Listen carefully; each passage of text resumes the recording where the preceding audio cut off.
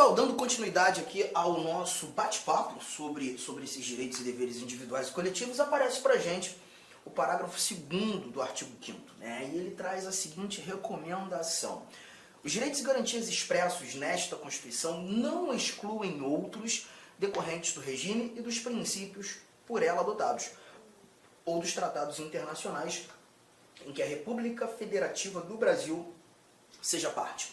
Bom, o que a gente extrai dessa leitura desse nosso parágrafo 2º? Primeiro ponto importantíssimo: grifo que os direitos expressos nesta Constituição não excluem outros. Não excluem outros. O que a gente mata aqui?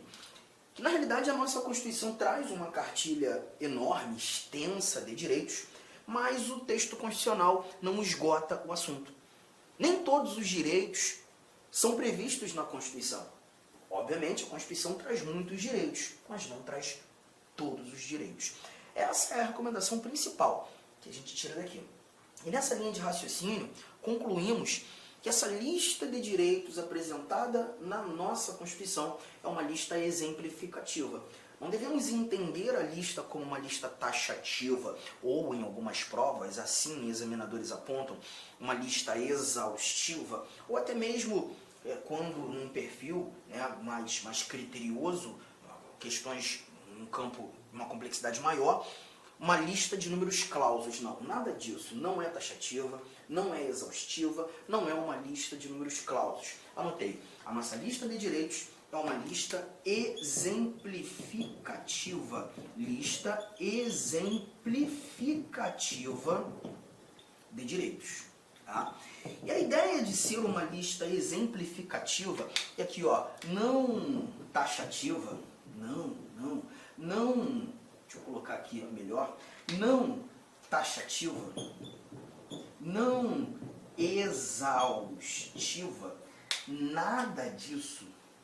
É justamente entender que outros direitos podem ser agregados a estes apresentados na Constituição. Interessante que na leitura, na complementação da leitura, o Constituinte diz que os direitos e garantias expressos nesta Constituição, eles não excluem outros decorrentes do regime e dos princípios por ela adotados. Obviamente, o Constituinte, quando desenhou a nossa Constituição, quando formulou essa literatura constitucional, o Constituinte apresenta para a gente, né, um regime democrático, garantidor de liberdades. E a gente falou muito sobre democracia, né? A nossa democracia participativa, a nossa democracia representativa, quando estudamos princípios fundamentais. Nessa linha de raciocínio, novos direitos podem ser agregados à Constituição, oriundos muitas vezes de emendas constitucionais. Todavia, quando da pretensão do Constituinte derivado reformador, aquele que altera a Constituição por meio de emendas constitucionais, há de se respeitar os princípios previamente adotados pelo Constituinte originário. Há de se respeitar o nosso regime democrático. Então a ideia é, novos direitos podem chegar por meio de emendas constitucionais. Um bom exemplo está aqui, ó. Se eu voltar aqui o nosso slide, eu tenho o inciso 79. E nesse inciso 79, nós temos que é assegurado nos termos da lei o direito à proteção dos dados pessoais, inclusive nos meios digitais. Esse inciso 79 não é uma redação original da Constituição de 88, assim como o 78, né? A todos no âmbito judicial e administrativo são assegurados a razoável duração do processo e os meios que garantam a celeridade de sua tramitação. Então a gente verifica nessa linha aqui, essas informações, que a proteção de dados, direito fundamental, e a razoável duração dos processos, sejam eles processos judiciais, sejam eles processos administrativos, foram orientações inseridas por meio de emendas constitucionais. O 79, inclusive, é muito recente, né? A gente viu o inciso 79 surgindo no início do ano de 2022, para você perceber, né, a importância de encontrarmos essas recomendações. E isso simplesmente afirma ou reafirma termos uma lista exemplificativa. Nem todos os direitos estão na Constituição, novos direitos podem ser inseridos por meio de emenda. De novo, mas importante levarmos em consideração os princípios, os preceitos, o regime adotados pelo Constituinte originário. Mas para mim essa parte nem é a mais importante. Sim, essa interpretação é importante, mas não é a mais importante que a gente consegue matar tendo como parâmetro o parágrafo 2º. Para mim esse ou em diante aqui é algo muito importante, quando a gente verifica que novos direitos podem também ser agregados por meio de tratados internacionais em que a República Federativa do Brasil seja parte. E aí a gente leva em consideração que o Brasil é signatário, sim, de vários tratados internacionais que versam sobre direitos humanos. Os direitos humanos. Olha, é muito importante nós levarmos em consideração o que seria direitos humanos, ou o que seriam os direitos humanos. Muita gente tem uma dificuldade muito grande, a gente visualiza no dia a dia, no cotidiano, né, o pessoal falando sobre direitos humanos de uma maneira um tanto quanto informal demais, ou até mesmo de forma discriminatória, não sei se seria a melhor palavra, mas isso acontece muitas vezes pelo fato de não saberem genuinamente o que são direitos humanos. E aí a gente lembra de uma coisa, quando nós estudamos princípios fundamentais, o primeiro título da Constituição, quando nós conversávamos sobre os fundamentos da República Federativa do Brasil, aqueles 5 incisos que estão no artigo 1º, o terceiro fundamento da República Federativa do Brasil, a dignidade da pessoa humana. Eu aproveito esse momento justamente para trazer a primeira anotação que entra em seu caderno. O princípio da dignidade da pessoa humana, nós já havíamos falado isso, é o princípio basilar dos direitos fundamentais. É o princípio basilar dos direitos fundamentais. E quando nós falamos desses direitos fundamentais,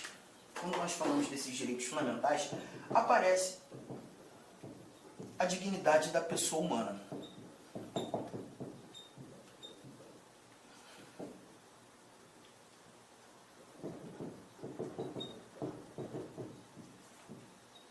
Bom, vamos lá, vamos entender isso aqui. Tá?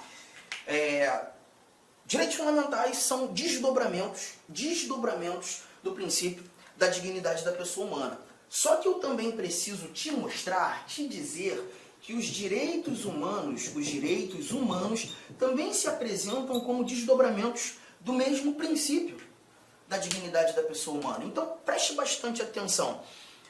Vou ter que trazer um exemplo, né, de um ato internacional muito importante nessa conjugação. Por exemplo, quando nós falamos... Oi, alô? Ah, então beleza. Tá, show de bola. Obrigado, irmão. Valeu.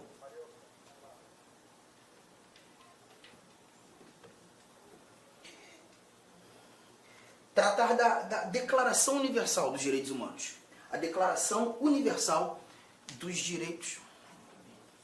Eu vou voltar à parte dos direitos fundamentais. Espera aí.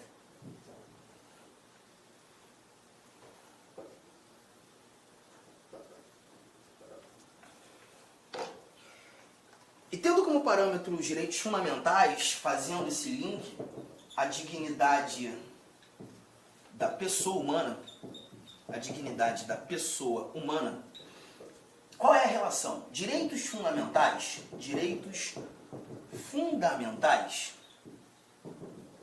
são desdobramentos desse princípio. Tudo bem? Até aqui? Só que eu também preciso te dizer que os direitos humanos também se apresentam como desdobramentos desse mesmo princípio. Eu vou ter que trazer um exemplo de um ato internacional muito importante no nosso cotidiano, né, que é a chamada Declaração Universal dos Direitos Humanos. Essa Declaração Universal dos Direitos Humanos foi o primeiro ato internacional sobre essa ramificação de direitos humanos, um ato que buscou efetivamente internacionalizar direitos humanos. Esse ato nasce 3 anos após a criação da ONU, pela Assembleia Geral das Nações Unidas, precisamente no dia 10 de dezembro de 1948, em Paris. E ali a gente encontra 30 artigos nessa Declaração Universal dos Direitos Humanos. 30 artigos. Bom, vamos lá, vamos entender isso aqui. Dentre os artigos nós temos liberdade de locomoção, nós temos liberdade de credo religioso, vedação à tortura, falamos sobre remédios constitucionais, temos informações sobre direito de propriedade, sobre direito de nacionalidade, fala sobre educação, fala sobre direitos políticos. Então você percebe que na conjuntura da Declaração Universal dos Direitos Humanos, os exemplos que eu citei aqui são exemplos que também encontramos na Constituição, na nossa Constituição de 1988. Aí alguém poderia dizer, então você está querendo me dizer que a Declaração Universal dos Direitos Humanos teve como parâmetro os direitos fundamentais apresentados na nossa Constituição? Não, ao contrário. Os direitos fundamentais traduzidos no nosso texto constitucional, que na realidade tiveram como parâmetro a Declaração Universal dos Direitos Humanos e alguns outros tratados internacionais que versam sobre a matéria. Perceba, tratam do mesmo conteúdo, ambos desdobramentos do mesmo princípio, o princípio da dignidade da pessoa humana. Então não há diferença? Há diferença, mas a diferença não está no conteúdo, na matéria. A diferença, ela está na aplicabilidade, porque quando tratando dos direitos fundamentais, nós verificamos aplicabilidade nacional. Aplicabilidade nacional. Os direitos fundamentais são apresentados em constituições e terão aplicabilidade no território daquele determinado Estado soberano. Os direitos humanos, por sua vez, já apresentam para a gente aplicabilidade universal. Então a gente está verificando aqui facilmente que nós temos na realidade desdobramentos do mesmo princípio, mas com aplicabilidades distintas. É por isso que tratados internacionais versando sobre direitos humanos podem agregar valor aos direitos fundamentais apresentados na nossa Constituição. Isso mais uma vez ratifica a ideia que a nossa lista de direitos prevista na nossa Constituição não é uma lista taxativa, não é uma lista fechada, não é uma lista exaustiva, é uma lista aberta, é uma lista exemplificativa. Bom, fizemos essa correlação, né? E aí me aparece o parágrafo 3º do nosso artigo 5º. Queria que você anotasse essas informações são extremamente importantes para todos nós. Só que o parágrafo 3º vem e traz mais alguns valores sobre esses mesmos tratados internacionais sobre direitos humanos. Olha o que nós encontramos aqui. Parágrafo 3º. Os tratados e convenções internacionais sobre direitos humanos que forem aprovados em cada casa do Congresso Nacional, 2 turnos, 3/5 dos votos dos respectivos membros serão equivalentes às emendas constitucionais. Perceba que o parágrafo 3º, ele traz para a gente os tratados internacionais tendo que passar por uma aprovação, por uma confirmação do nosso Congresso Nacional. Bom, nitidamente, na interpretação, nós verificamos que os tratados internacionais eles não são criados pelo nosso legislador, pelo nosso poder legislativo, mas eles devem ser confirmados pelo nosso legislador, pelo nosso poder legislativo.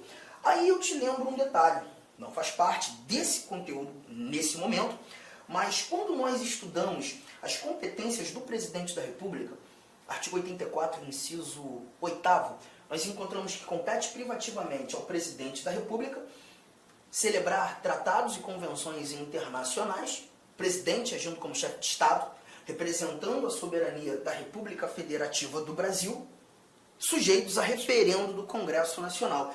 E aí a gente vem mais uma vez para o quadro para fazer mais uma anotação. Essa anotação aqui, ó, as equiparações dos tratados internacionais. Cuidado com esse bate-papo, isso aqui é extremamente relevante para a gente. Começa assim, ó. Em regra geral, os tratados internacionais, eles são equiparados às leis ordinárias federais. Eles são celebrados pelo Presidente da República e sujeitos ao crivo do nosso Congresso Nacional.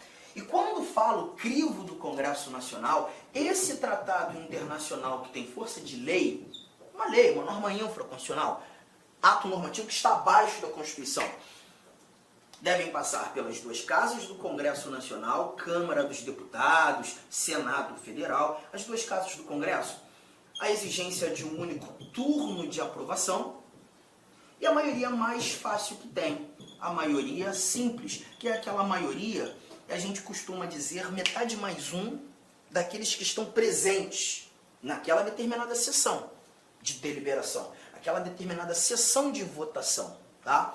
É muito engraçado, eu tinha estudado isso de uma outra forma. Eu tinha estudado isso aqui, duas casas, dois turnos, 3/5. Não é isso? Calma, por enquanto, ainda não. Porque a gente está tratando dos tratados internacionais que têm força de lei.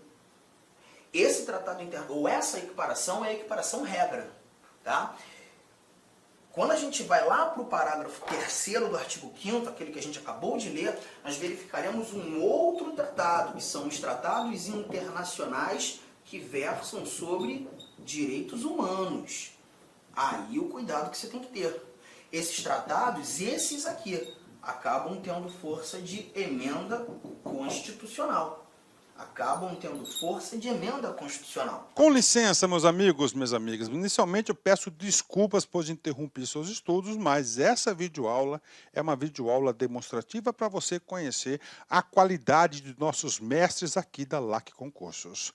Eu sou o professor LAC, especialista em concursos públicos, que somente em 2022 eu já fui aprovado em 7 concursos públicos. É isso mesmo, em 2022 sou especialista em concurso público, que eu estou aqui para te ajudar nessa caminhada do concurso da Polícia Militar do Estado da Bahia e também do Corpo de Bombeiros Militar.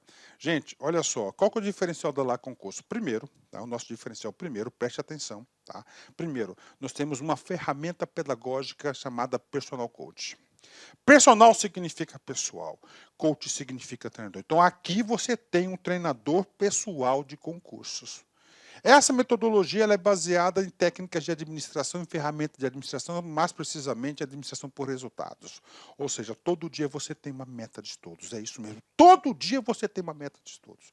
Papo sério, se você se matricular, se você cumprir as nossas orientações pedagógicas, se você assistir às nossas videoaulas, ou essas videoaulas da internet e muito mais lá no nosso site, claro, completas, eu tenho certeza que você ficará competitivo e você terá reais chances de aprovação. Em 2019, nós tivemos também um concurso aí da PM da Bahia, na qual a gente teve aí dezenas de alunos aprovados.